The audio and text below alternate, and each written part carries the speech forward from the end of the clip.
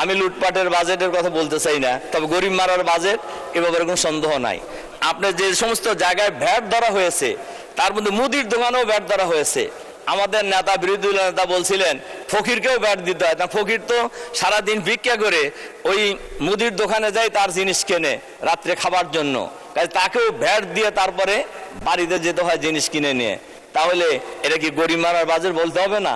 সরকারি দলের মাননীয় সদস্যবৃন্দ, যে এবারের বাজেট এত ভালো হয়েছে যে কেউ মিছিলও করে নাই, কেউ দামও বাড়ে নাই।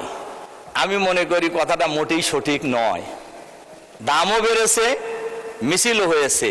দাম তো এখন বাড়বে কেন? দাম তো আগেই বাড়ায় দিয়েছেন।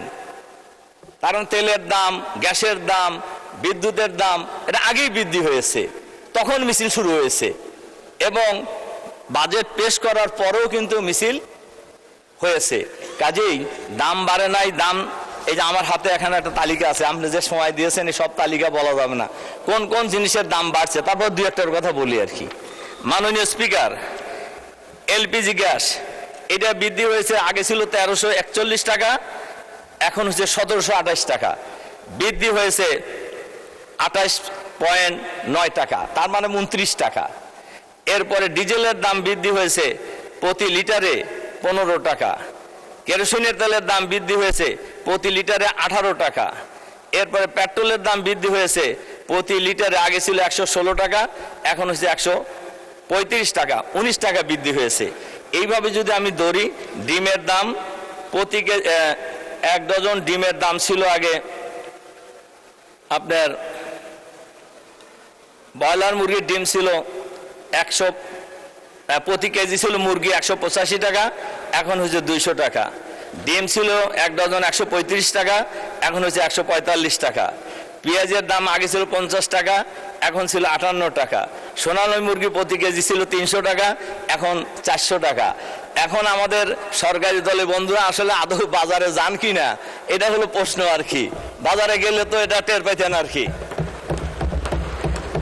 মাননীয় স্পিকার, এরপরে ওনারা অনেকেই বলছেন যে আমরা বলছি গরিব মারার বাজেট, এটা আসলেই গরিব মারার বাজেট।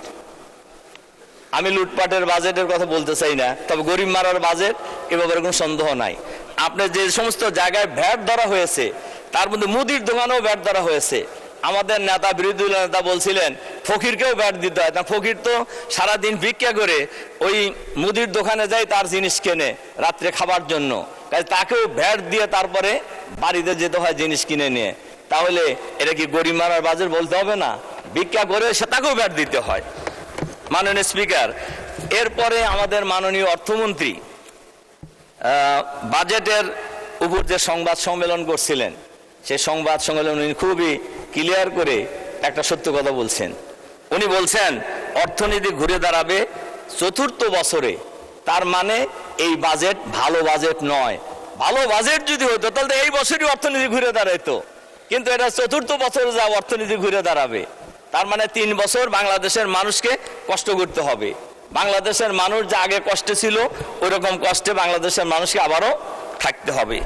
মাননীয় স্পিকার, এরপরে আমি বাজেটের ব্যাপারে, বাজেটে এবার জিডিপি প্রবৃদ্ধি ধরা হয়েছে 6.5, কিন্তু বিশ্বব্যাংকের পূর্বাভাস হলো এবারে ম্যাক্সিমাম জিডিপি বৃদ্ধি পেতে পারে 4.6। মূল্যস্ফীতির হার ধরা হয়েছে 7.5, কিন্তু ইতিমধ্যেই মার্চ থেকে যদি আমরা ধরি, ফেব্রুয়ারি বাদই দিলাম, মার্চ, এপ্রিল, মে বৃদ্ধি হয়ে এখন হয়েছে 9.42। তাহলে আমাদের যে জিডিপি এবং মুদ্রাস্ফীতির যে হার ধরা হয়েছে এটা কিন্তু ইতিমধ্যেই ফেল করেছে। কাজেই এটা যে জনবান্ধব বাজেট এটা বলার কোনো সুযোগ এখানে নাই। মাননীয় স্পিকার, এবছরে এডিবির, যেটা গত 1 বছরে 11 মাসে এডিবির বাস্তবায়ন হয়েছে 48.23%। 1 মাসে 1 লাখ কোটি টাকা ব্যয়ের চাপ, উন্নয়ন খরচে বড় স্থবিরতা, বেশ কয়েকটি মন্ত্রণালয় বরাদ্দের 1/3 ব্যয় করতে পারেননি। তাহলে যদি উন্নয়ন বরাদ্দ যদি বাস্তবায়িত হয় 48.23%, তাহলে 51%-এরও বেশি কিন্তু এখনো অবাস্তবায়িত রয়ে গেছে। কিন্তু মাস বাকি আছে কয়টা? এটা হলো 11 মাসের রিপোর্ট, 1 মাস।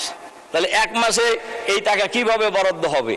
এবং এই যে তড়িঘড়ি করে বরাদ্দ, এই জায়গায় অফিসে আদালত থেকে শুরু করে সর্বত্রই লুটপাট হবে। এবং এই না হলে লুটপাট না করলে এত টাকা খরচ করবে কিভাবে?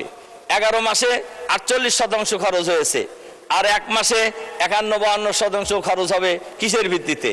মাননীয় স্পিকার, সুতরাং এই বাজেট আসলে জনবান্ধব নয়, এটা আমরা বলতে পারি। মাননীয় স্পিকার,